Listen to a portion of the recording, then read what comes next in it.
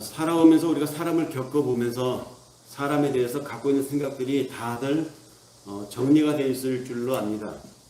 우리가 공부한 바에 의하면 사람은 어떤 존재인가? 악하냐? 선하냐?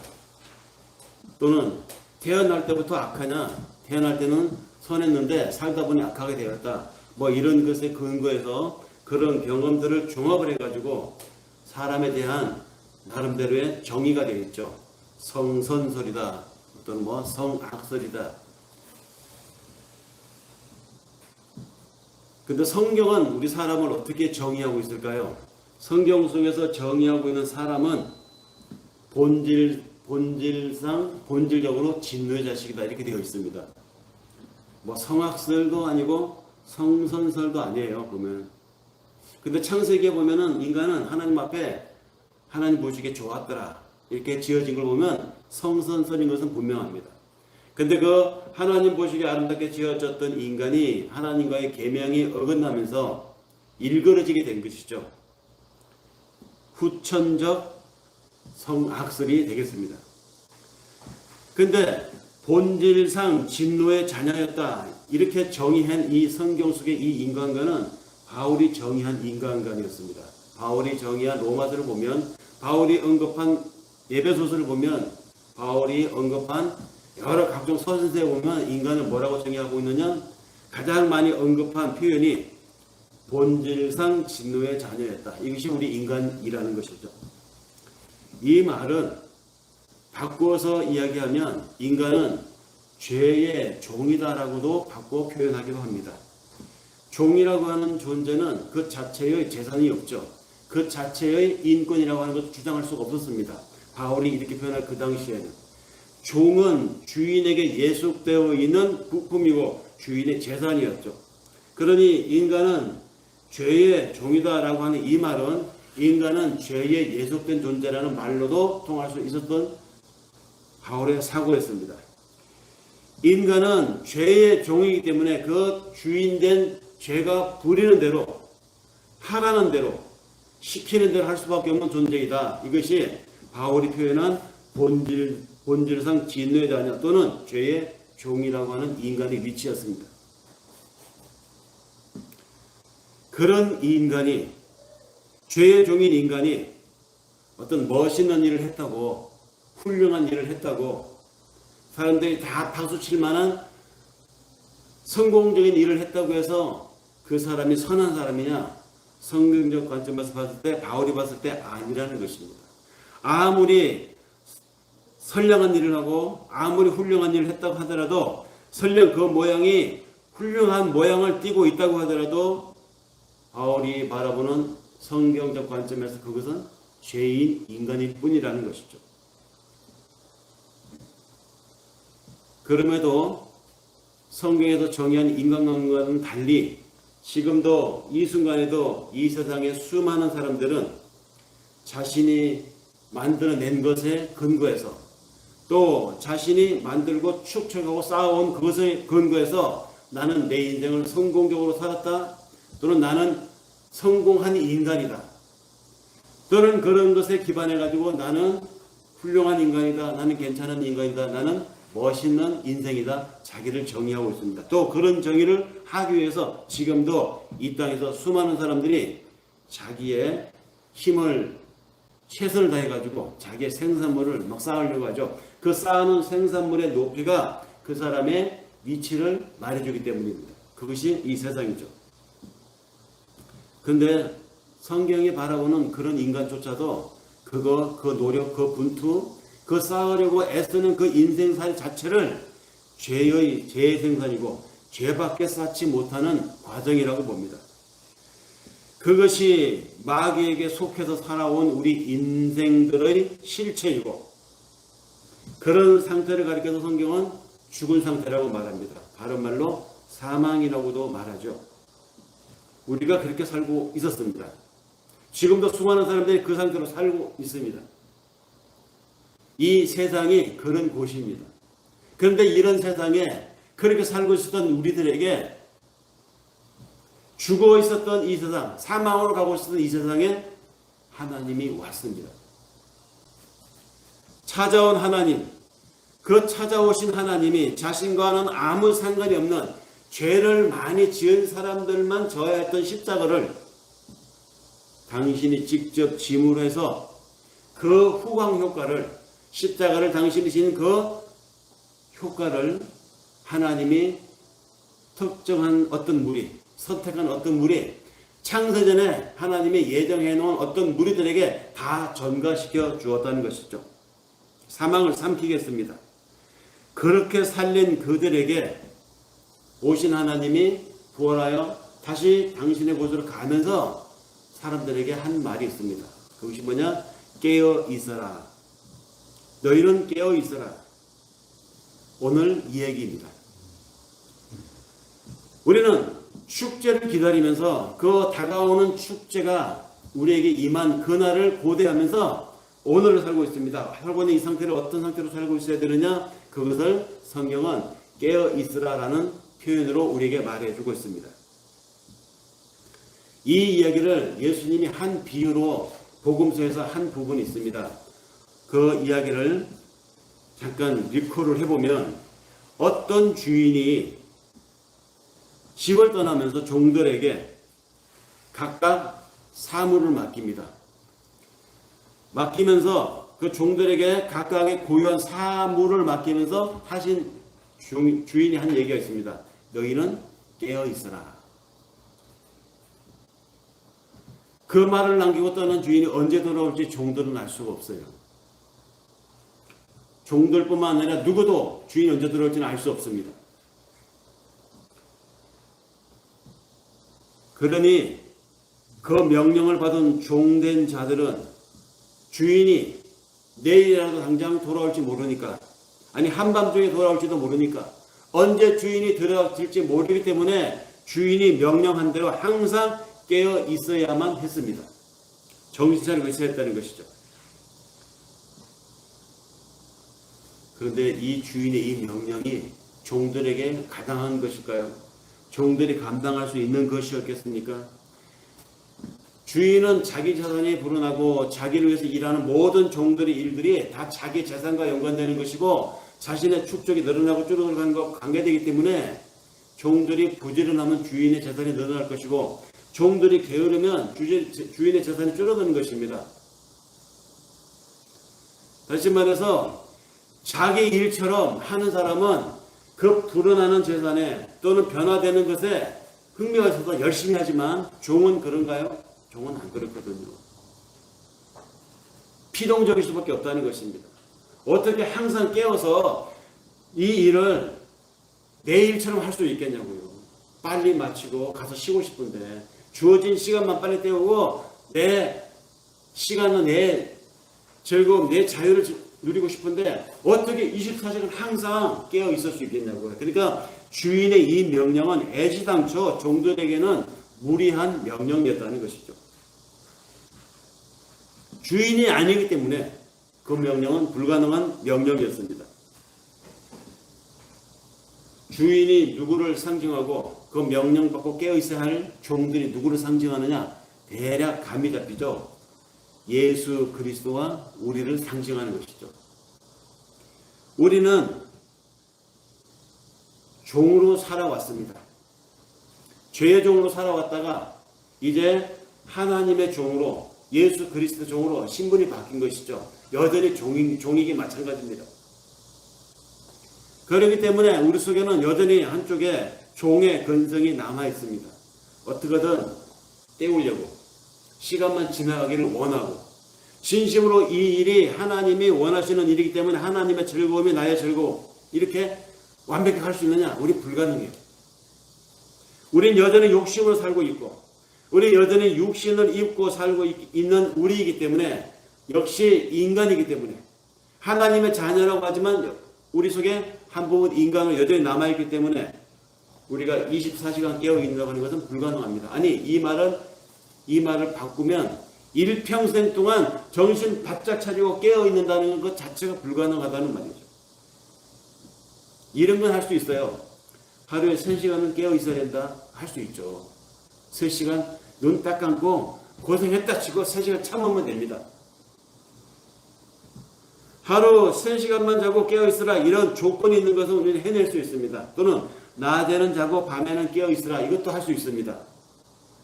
이런 명령은 한계가 있는 명령이고 제한적이고 정함이 있기 때문에 얼마든지 우리가 노력하면 수행할 수 있는 명령들입니다. 그렇지만 그런 조건이 없이 항상 깨어있으라 이거 정함이 없는 이런 명령, 무한한 명령, 우리에게는 무리입니다. 인간은 잠을 자지 않고 깨어 버틸 수 있는 그런 존재가 아닙니다. 인간은 잠을 자야 돼요. 그런 인간에게 왜 이 종들에게 깨어있으라라고 하는 이 비유를 들어서 하나님 우리에게 신앙생활을 이렇게 예시하여 보여주셨을까요? 왜 그런 명령을 하셨을까요? 제한적인 육신을 지닌 인간 특성상 불가능한 것을 요구한 것으로 추측해 보건대 이 명령을 내린 자, 또 이 명령을 감당할 수 있는 자, 그 깨어있음의 주체가 누구일까? 대략 추론을 해볼 수가 있습니다. 이해를 위해서 유사한 비유를 누가복음에서 다시 한번 찾아서 읽어보겠습니다. 누가복음 12장 35절에서 40절에 나오는 이야기입니다. 허리에 띠를 띠고 등불을 켜서 서 있으라. 너희는 마치 그 주인이 혼인집에서 돌아와 문을 두드리면 곧 열어주려고 기다리는 사람과 같이 되라. 주인이 와서 깨어있는 것을 보면 그 종들은 복이 있으리로다. 내가 진실로 너희에게 이르노니 주인이 띠를 띠고 그 종들을 자리에 앉히고 나와 수종을 들리라. 주인이 혹 2경에나 혹 3경에 이르러도 종들이 이같이 하는 것을 보면 그 종들은 복이 있으리로다. 너희도 아는 바와 같이 집주인이 만일 도적이 어느 때에 이를 줄 알았더라면 그 집을 뚫지 못하게 하였으리라. 그러므로 너희도 예비하고 있으라. 생각지 않은 때에 인자가 오리라 하시니라. 오늘 우리 함께 읽은 본문의 마태복음 이야기와 비슷한 이야기입니다. 여기에 집주인이 어디에 갔다 왔는지 명확하게 나오고 있죠. 이 집주인이 어디에 갔다 왔습니까? 웨딩 페스티벌, 혼인잔치에 갔다 왔습니다. 혼인잔치. 집주인이 잠시 떠났는데, 잠시 떠나서 어디를 갔느냐? 천국 혼인잔치를 갔다 온 것이죠. 성경에는 유난히 혼례 이야기가 많이 나옵니다. 도대체 결혼이 무엇이라고, 가정이 무엇이라고, 아니 우리가 가서 살아야 될 영원한 하나님의 나라에는 혼인이 있겠습니까? 장가 없이 가는 일이 있을까요? 없어요. 거기에는 아버지, 어머니, 할아버지 위기 질서도 없습니다. 하나님과 나만 있을 뿐이에요. 그런데 왜 하나님이 우리에게 계시로서 주신 성경 속에 이 혼례 이야기가 이렇게 많이 나올까요? 우리 인간 제도에 하나님 주신 선한 것들이 있습니다. 그것을 통해서 하나님과 우리의 관계, 또 그 나라에서 우리가 느끼는 행복감, 만족감, 천국에서의 우리의 영원한 행복이 어떤 것인가를 설명하기 위해서 혼례 이야기, 가정 이야기, 부모 이야기, 자녀 이야기, 어머니 이야기, 형제 이야기가 나오는 것입니다. 천국에서는 시집가고 장가가는 게 없어요. 다만 우리에게 설명을 해주기 위해서 그 천국이 어떤 것이라는 것, 그리고 그 천국을 우리에게 주시기 위해서 애쓰시고 스토리를 만들어 가시는 하나님이 우리와 어떤 관계인가를 설명하기 위해서 성경 속에 특히 예수님의 행적을 기록한 이 복음서 속에 혼인잔치 이야기가 이렇게 많이 나옵니다. 그 혼인잔치, 하늘의 혼인잔치를 주인이 갔다가 왔다는 것이죠. 예수님이 구원하셔 하늘로 승천하시고 그 하늘에서 혼인잔치를 보고 오신 것입니다. 그런데 그 혼인잔치가 깨어있는 것과 무슨 상관이 있길래 이렇게 오늘 하나님이 이 구약의 유월절 이야기와 신약의 종들의 이야기, 깨어있으라는 이 명령과 같이 연관되어서 오늘 우리에게 말씀을 하실까요? 그 주인이 혼인 축제의 주인공이었는지 또는 그곳의 하객이었는지 그것이 이 비유에서는 중요한 것이 아닙니다. 중요한 것은 그 주인이 다녀온 혼인 축제가 완료된 축제라는 것이죠. 이미 끝났고 이미 완전하게 다 정리된 축제였다는 것입니다. 그 축제를 주인이 보고 왔다는 것이죠. 유대인들은요, 결혼을 하면 그 결혼 혼례 축제를 보통은 일주일을 한다고 합니다. 일주일 동안 이웃들 불러서 친지 불러서 먹고 마시면서 새로 출발하는 남녀 이 가정의 출발자들을 축하해 준다고 해요. 그런데 돈이 많거나 부자들은 일주일이 아니라 한 달도 했다고 합니다. 그러니까 경제적인 능력이 되는 집안은 한 달간 웨딩 페스티벌을 사람들 불러서 했다는 것이죠. 그런데 그 축제에 갔던 주인이 종들 입장에서 봤을 때 어떤 경우에 축제에 갔다 왔는지 알 수가 없잖아요. 그만한 집안에 결혼 축제를 갔다 왔는지 또는 부잣집 결혼 축제를 갔다 왔는지 일주일 뒤에 돌아올지 한 달 뒤에 돌아올지 알 수가 없습니다.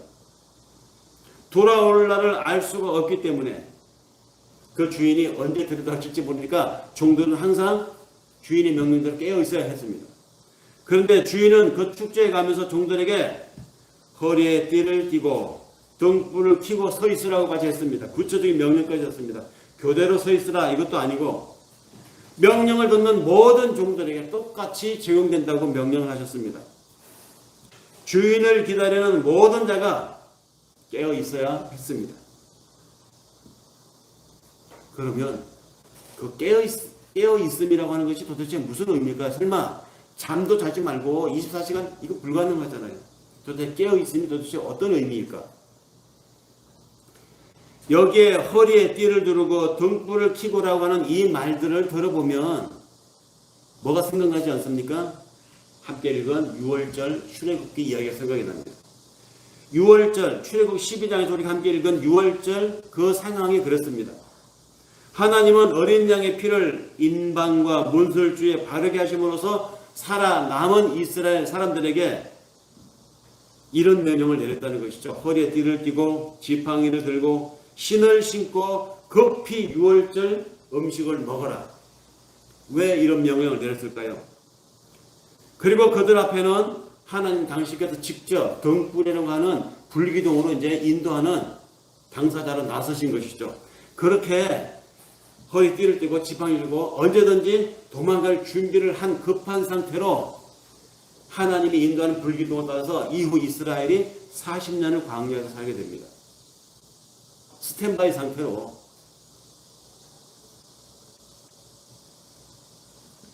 이스라엘이 이렇게 허리에 띠를 띠고 광야에서 40년을 살아내는 그 과정, 이것이 무엇을 의미하는 것일까요?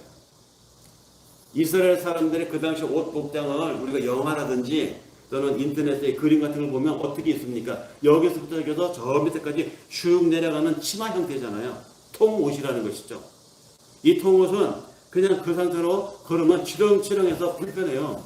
그래서 어디 급한 데를 가거나 중요한 일을 하려고 할 때는 그 통옷 사이 가운데를 당겨서 허리를 띠를 바짝 묶습니다. 마치 그 우리 어머니들이 명절 때 부엌에서 일을 하실 때 한복을 입고 계시잖아요. 명절이니까. 근데 그 한복을 입으면 우아하고 멋있지만 일을 할 때 불편하잖아요. 그래서 어머니들은 어떻게 합니까? 치맛자를 밑에 당겨서 이렇게 바짝 당겨서 묶죠. 허리띠를 묶잖아요. 그리고 일을 하시잖아요.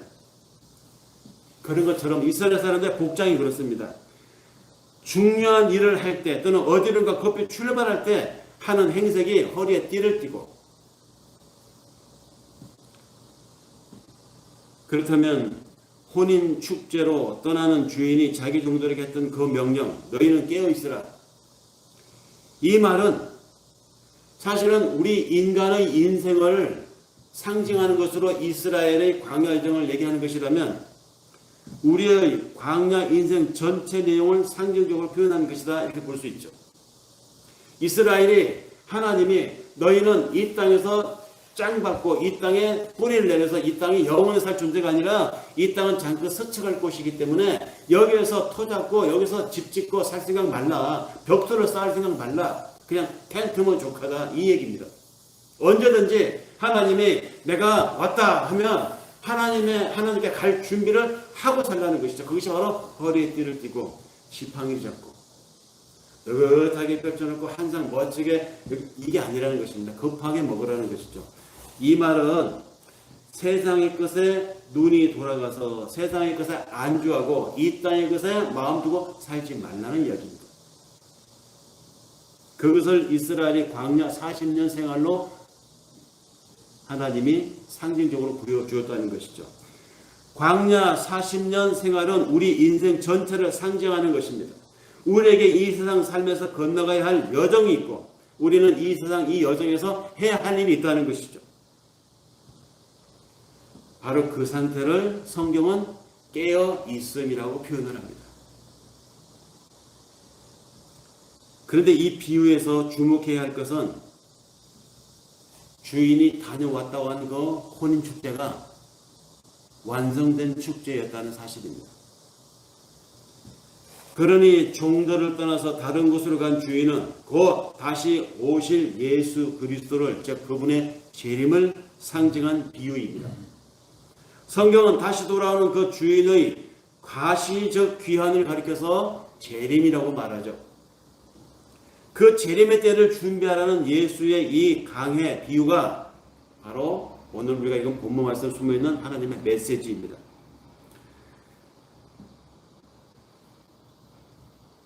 그렇다면 우리를 이 세상에 남겨두고 잠깐 떠난 예수가 지금 어디가 있습니까? 천국 혼인잔치에 가 있는 것이죠. 그러면서 다시 오겠다고 했습니다. 사람들은 통상 우리가 하나님과 다시 만나서 혼인축제를 벌일 그 웨딩 페스티벌의 날이 먼 미래에 또 내가 죽어서 가서 그곳에서 이루어질 것이라고 생각을 합니다. 그런데 예수는 완료된 혼인축제에서 거기 계신 것이 아니고 돌아온다고 했어요. 내가 다시 돌아올 테니 너희는 깨어있어. 이게 도대체 무슨 말인가? 이 비유들은 이미 완료된 혼인축제에서 그것을 종결하기 위해서 주인이 다시 온다는 이야기입니다. 내가 다시 오리라. 내가 다시 오리라. 주님은 가시기 전에 제자들에게 여러 번 얘기했습니다. 내가 다시 오리라. 내가 다시 올 때 내가 너희에게서 믿음을 발견할 수 있을까? 걱정하셨죠. 바로 이것을 가리켜서 예정이라고 합니다. 이것이 예정이니 이미 영원이라고 하는 그 영역 속에서 완료되어 있는 어떤 묵시적 사건이 이 세상 역사 속에서 펼쳐지는 것을 우리는 예정이라고 합니다. 그러나 하나님 시각에서 봤을 때는 우리가 봤을 때는 유한적이고 제한된 시간을 사는 우리가 보기에는 예정이지만 영원에 계시는 하나님의 입장에서 봤을 때는 그 예정이라는 게 있을까요? 시간이라고 하는 것은 인간의 개념입니다.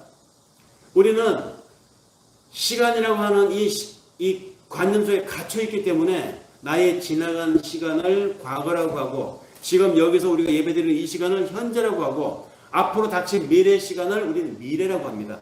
과거, 현재, 미래가 우리는 제한적이기 때문에 다릅니다. 다르게 기억이 되고 다르게 이해되고 또 다르게 예상이 됩니다. 그러나 하나님은 영원을 사시는 분입니다. 하나님 안에서는 과거와 현재와 미래가 구분이 없어요. 하나입니다. 통합이 되어 있는 개념입니다. 그 영원이라는 개념에서 역사를 보면 에덴 동산의 그 아담 안에 내가 있어요. 영원이라고 하는 개념에서 하나님의 개념에서 봤을 때 요한계시록에서 말하는 어린 양의 웨딩 페스티벌, 혼인축제 거기에 우리가 같이 있는 것입니다.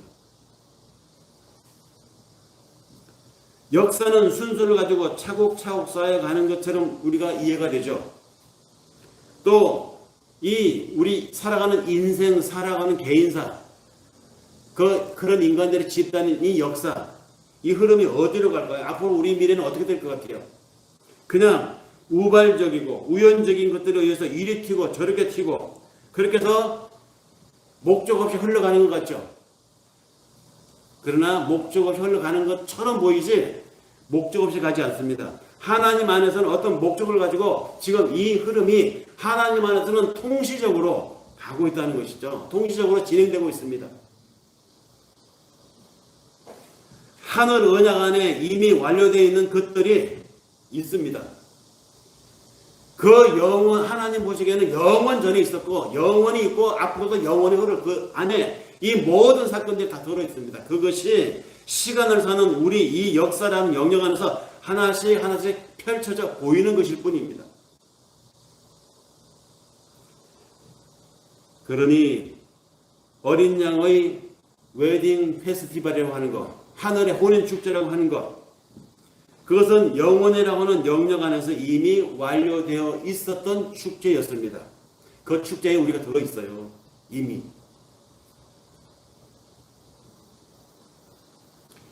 예수 그리스도는 그 혼인 축제가 벌어지는 그 나라에서 가시적인 이 역사 속으로 우리에게 오셨습니다. 다시 말해서 완성된 축제에서 당신의 선택된 백성들을 찾아왔는데 바로 깨어있는 우리들이었다는 것이죠. 이 믿음을 가지고 하나님을 찾는 우리에게 그 완성된 혼인축제를 갔다 오신 예수님이 오신 것이죠.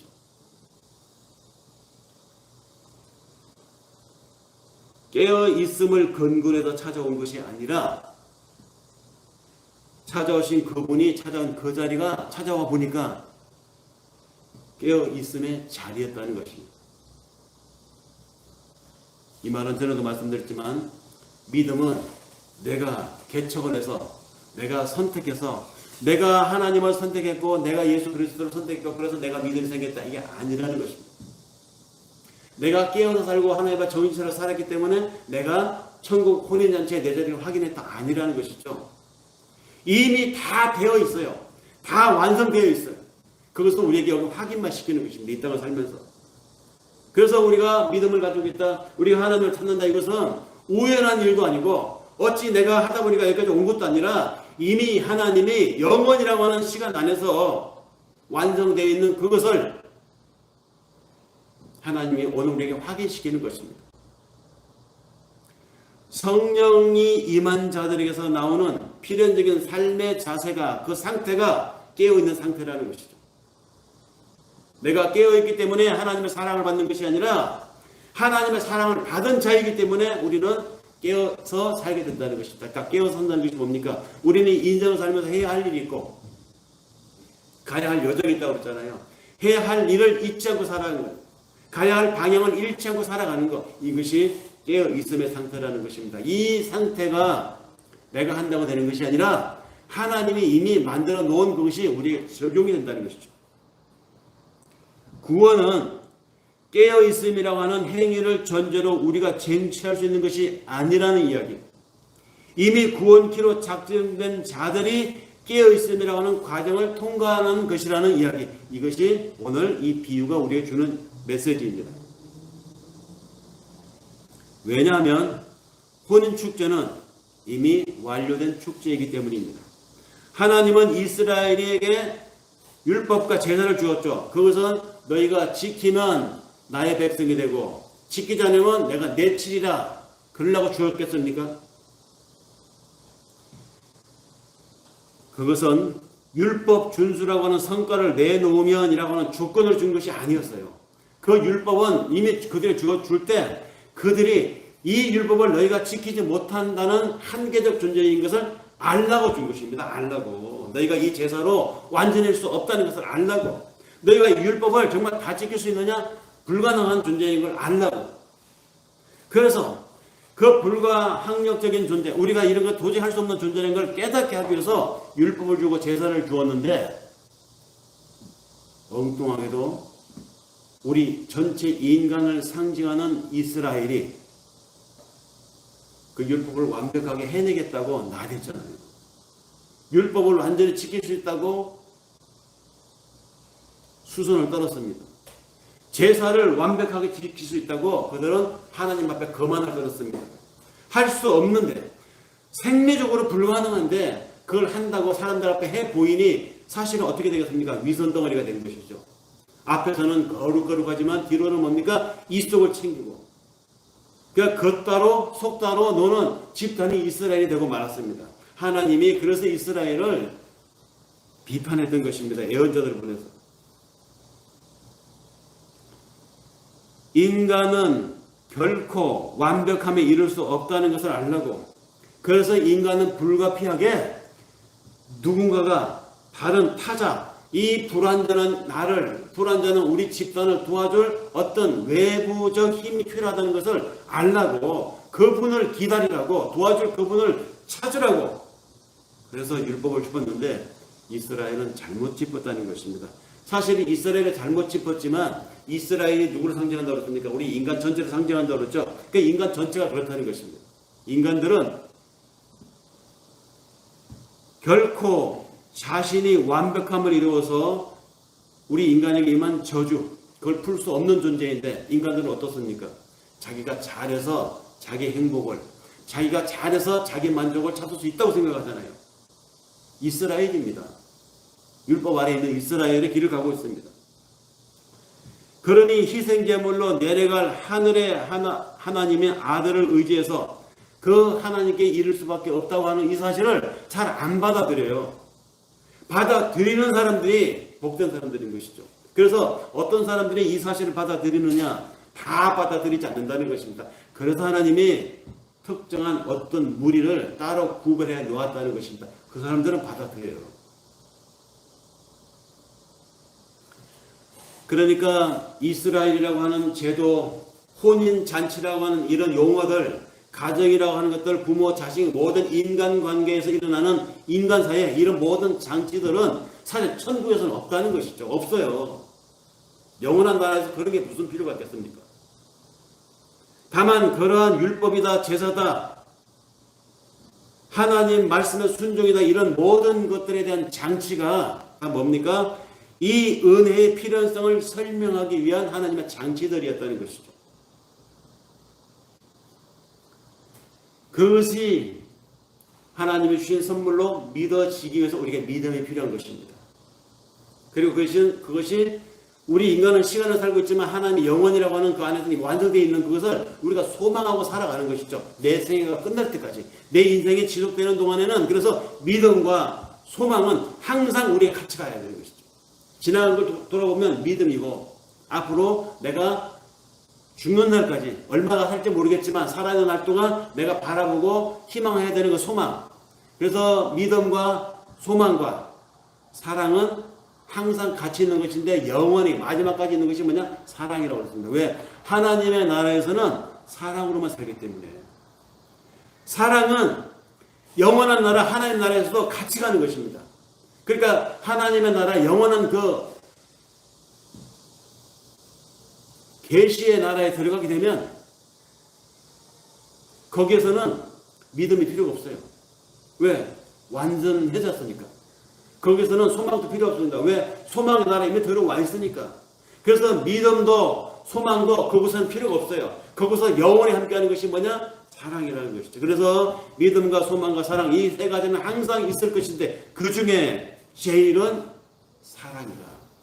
이 사랑을 맛보여준 이가 있죠. 죽기까지 하나님께 충성한 자, 죽기까지 하나님의 말씀에 순종한 자, 그가 하나님의 사랑을 완성했다고 하잖아요.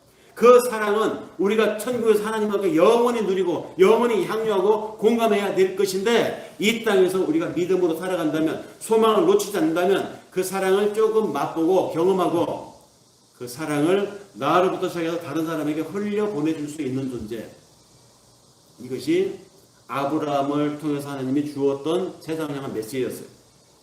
너는 복의 근원이 될지라 그랬잖아요. 아브라함 선택해서 내가 앞으로 너가 어디를 가든지 너와 함께 하니까 너는 이제부터 복의 근원이 될지라.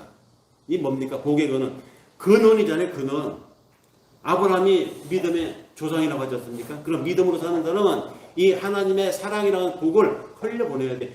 내가 사는 모습, 내가 살아가는 태도를 보면서 사람들이 내 삶에서 하나님을 발견하게 하는 것이죠.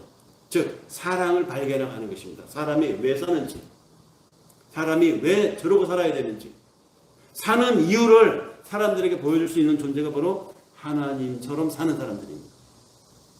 하나님처럼 산다는 것, 사랑으로 산다는 것, 예수님이 보여주셨잖아요. 보여주신 그 예수님의 삶을 우리가 살아내는 것이죠. 그럼에도 그런 은혜의 필연성을 설명하기 위해서 이 장치들을 가지고 사람들은 이스라엘처럼 지금도 살고 있습니다.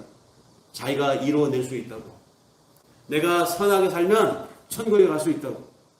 그럼에도 인간을 상징하는 이스라엘은 율법과 제선을 완벽하게 이루어낼 수 있다고 자신했잖아요. 똑같은 일을 오늘날 우리 사람들이 하고 있다는 것이죠. 동산에서 실패한 이래로 인간들은 자신의 무용함을 이야기하면 싫어합니다. 인간의 한계를 인정하지 않으려고 했습니다.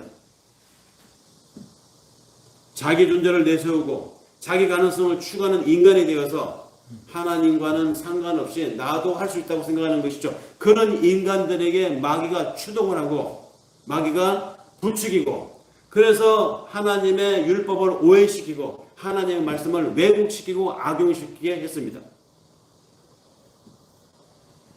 그러나 성경은 하나님 모른 채로 살아가는 인생, 하나님과 상관없이 살아가는 인생은 아무리 대단한 일을 하고 아무리 훌륭한 일을 해놓았다 하더라도 자기 위기를, 인류 위기를 극복해낼 인생이 못 된다고 한마디로 딱 잘라 이야기합니다.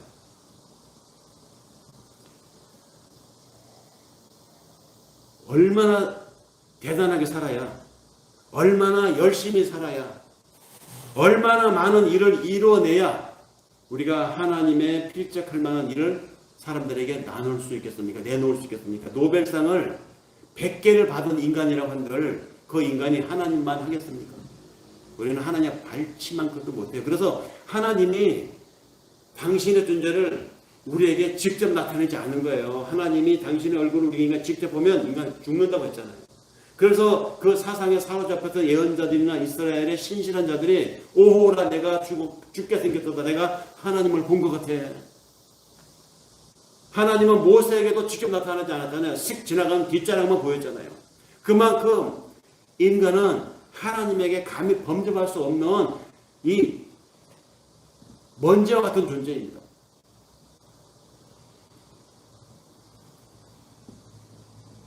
그런 우리 인생이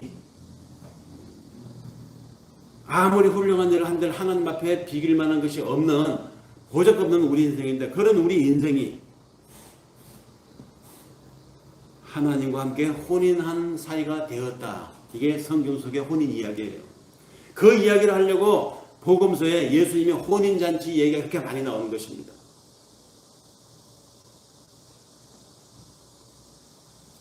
그 혼인잔치에 합류하게 된 우리, 그래서 우리는 이 은혜의 현실을 이 땅에 살아서 경험을 하고 있습니다.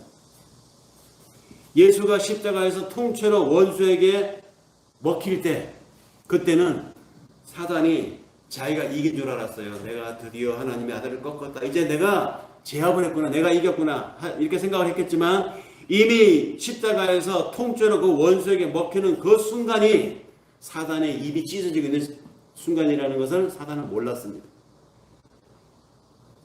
십자가라고 하는 그 자리에서 하나님의 아들과 우리는 신랑 신부의 관계가 된 거예요. 바로 그 자리가 혼인잔치 자리였어요.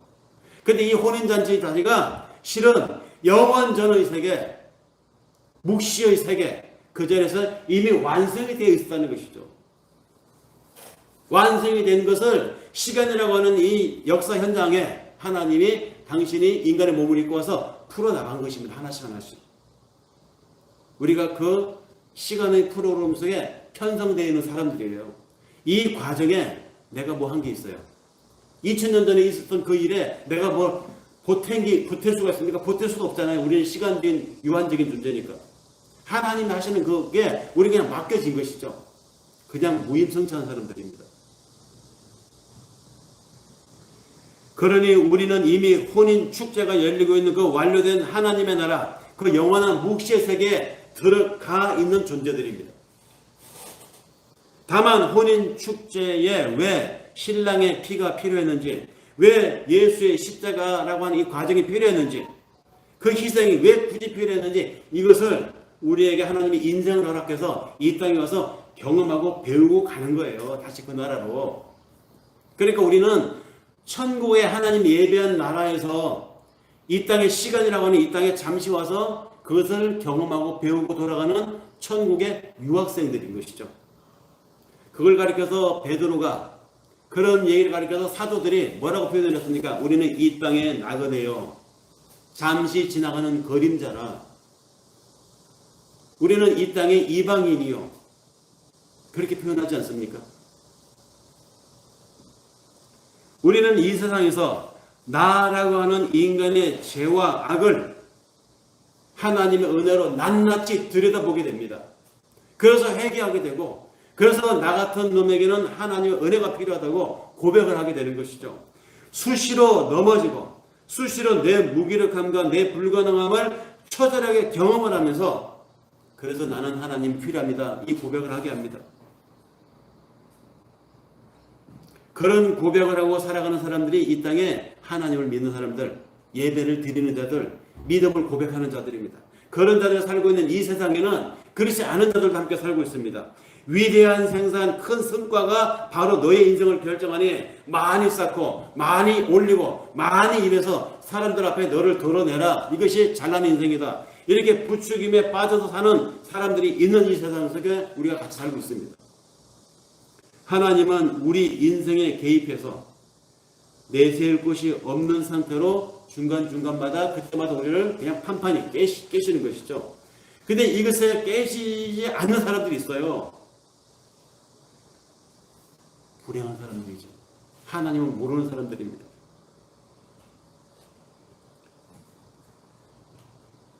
그것이 바로 나의 나됨에 대한 고백이 되게 하고 죄된 나에게 쏟아지는 하나님의 은혜를 경험하는 시간들인데, 그래서 우리로 하여금 아무리 잘 나가고 아무리 많이 가지고 있어도 겸손하게 만드는 하나님의 은혜의 시간들인데, 여전히 우리가 살고 있는 이 세상에는 마귀가 지배하고 있기 때문에 마귀는 우리에게 뭐라고 얘기합니까? 결과가 우열을 가린다.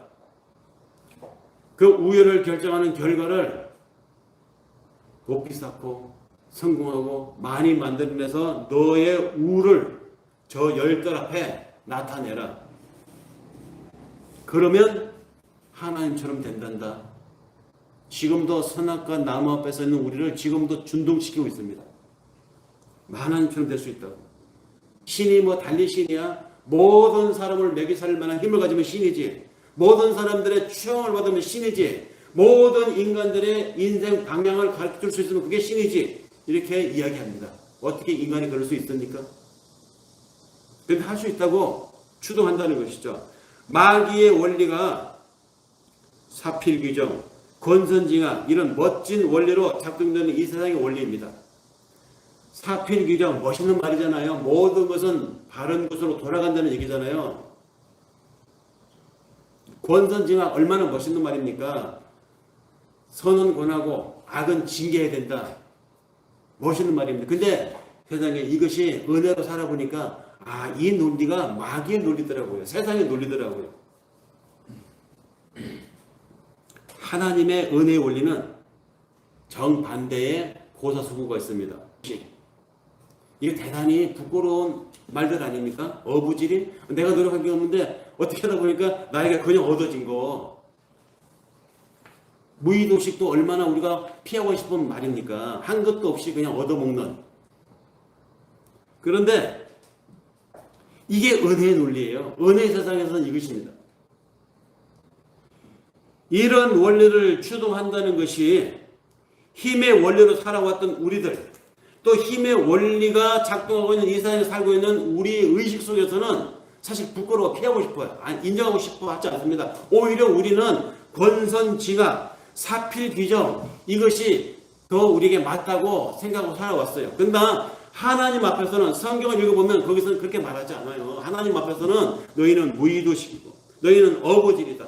거저 얻어서 하나님의 나라에 합류하는 복받은 자라는 것이죠. 다소 자존심이 상하고 구차해 보일 수도 있는 이 논리고 이런 원리이지만 그러나 바로 이것이 하나님 앞에 살아가는 우리 인생의 은혜의 논리라는 것입니다. 성경의 기준이라는 것입니다. 그렇게 해야 피조물 본래 자리로 내려가게 되고 그 결과 창조자 하나님의 영광이 내 삶을 통해서 나의 사는 시간을 통해서 드러나기 때문입니다. 내가 살아가는 시간 속에 내가 살아있고 내가 이룬 것이라고 내가 이렇게 살아야 권선징악 사필귀정을 이룬다고 하는 것 다 뭐가 들어있습니까? 거기에 자기가 들어가 있다는 것이죠. 자기가. 그러나 나는 내가 한 게 없습니다. 나는 내가 이뤄가는 것이 아니라 하나님이 나를 이끌어가는 것입니다. 라고 하는 이 고백으로 살아가는 사람은 어부지리, 무의도시 이 논리를 받아들일 수밖에 없어요. 하나님 그렇게 만들어요. 그렇게 해야 피조물의 자리로 내려가게 되고 그렇게 해야 하나님이 창조자로서 우리의 삶을 통해서 당신의 영광이 드러나기 때문에 하나님은 우리를 그렇게 판판히 깬다는 것입니다. 자, 깨지는 사람은 복받은 사람이에요. 깨지지 않고 얼굴이 벌겋게 달아올라서 자존심 상해가지고 내 인생 내가 사는데 네가 해준 게 뭐 있다고 나한테 그딴 소리를 해. 이런 사람은 여지가 없습니다. 바늘이 안 들어갑니다. 어떻게 해요? 하나님을 선택하지 않은 사람은 그렇게 사는 거예요. 그렇게 살다가 나중에 마지막에 가서 아브라함의 품 안에 있는 나사로를 통해서 우리 형에게 우리 삼촌에게 가서 얘기 좀 해주세요. 죽고 난 다음에 세계가 있다는 걸 한마디만 하면 다 깨달을 거예요. 그럴 때 아브라함이 그 부자에게 뭐라고 그럽니까? 거기에도 모세가 있고 거기에도 엘리야가 있다. 모세가 있고 엘리야가 있다는 말은 거기도 선포되고 있고 말씀이 그 사람들에게 전해지고 있다는 것이죠. 다만 그것을 받아들이는 사람이 있고 안 받아들이는 사람이 있다는 것입니다. 부자 네가 그렇게 살지 않았니? 안녕하세요. 네. 어서 오세요. 앉으세요. 똑같은 얘기를 오늘 우리에게 하십니다. 너희는 가야 할 여정이 있고 가야 할 그 여정에서 너희가 해야 할 일이 있다. 그것을 잊지 않고 살아가는 것이 깨어 있습니다. 그 깨어있는 사람들의 사고 중심이 어디에 있느냐? 영원한 세계 속에 있는 혼인잔치의 그 축제가 있다. 그 축제에 우리가 참여하기 위해서 우리가 잠시 이 세상을 살고 있다. 내 인생을 하나님이 주신 이 유학생활을 하고 있다. 우리 돌아갈 그 축제. 그 축제의 장에 돌아갈 날을 기다리며 이 땅에 깨어서 산다는 것이. 이것이 혼인잔치 이야기와 깨어있음의 이야기의 함수관계입니다. 축제를 기다리며 출애굽을 시켰던 하나님이 그 이스라엘 사람들에게 서둘러라 띠를 띠고 신발을 신고 지팡이를 짚고 언제든지 떠날 준비를 해라 하는 이 명령이 오늘 이 땅을 살아가는 우리에게 깨어 있으라. 너희는 가야 할 곳이 있다. 가야 할 그곳을 놓치지 않고 이 땅에 안일하게 쳐져서 이 땅에 주는 만난 음식에 기름 돼가지고 비만이 돼가지고 살지 말라. 이 메시지가 오늘 우리에게 주시는 하나님 은혜인 줄 알고 전합니다. 기도하겠습니다. 아버지.